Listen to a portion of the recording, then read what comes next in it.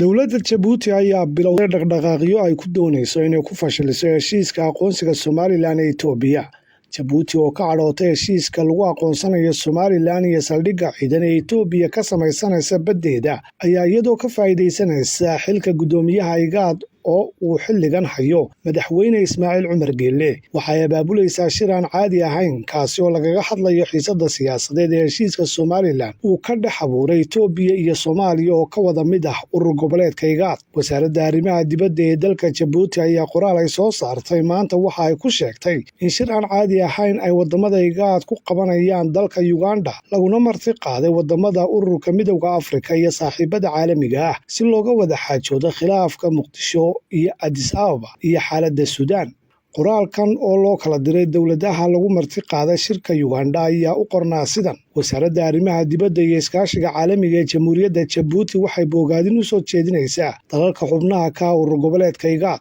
Xoghaynta IGAD oo ah Jabuuti waxaa sharaf u ah inay la socodsiiyaan arrimaha soo socda. Mudane Ismaaciil Cumar Geelle, madaxweynaha Jamhuuriyadda Jabuuti oo ah guddoomiyaha IGAD ee xilligan, waxaa sharaf u ah inuu qabto shir aan caadi ahayn oo madaxda IGAD kaga hadlayaan laba arrimood oo waaweyn, kuwaasi oo kala ah xaaladda ka dhex xaloosan Jamhuuriyadda Dimuqraadiga Federaalka ee Itoobiya iyo Jamhuuriyadda Federaalka ee Soomaaliya iyo xaaladda Jamhuuriyadda Suudaan. Kadib wadatashi uu la sameeyey guddoomiyuhu, Mudane Yoweri Museveni, madaxweynaha Jamhuuriyadda Uganda, waxa uu si wanaagsan u aqbalay martigelinta goobta lagu qabanayo shir madaxeed kan aan caadiga ahayn oo ka dhici doona 18 January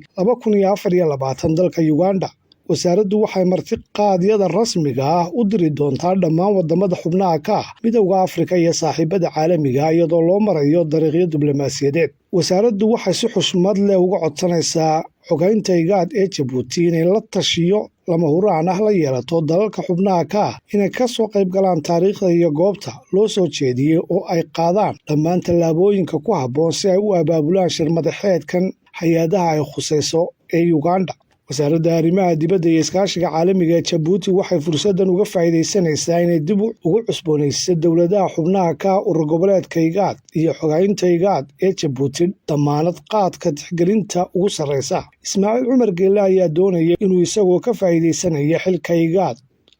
ee uu hayo inuu fashiliyo heshiiska aqoonsiga ee Somalilan la gashay dalka Itoobiya. Jabuuti ayaa dhammaan qoraalada hore ugaga hadashay heshiiska Addis Ababa aan mar qura ku xusin Somalilan, balse waxay mar walba adkaynaysay in la ilaaliyo waxay ugu yeedhay midnimada Soomaaliya, taas oo muujinaysa cadaawadda Jabuuti ay u hayso xilligan Somalilan.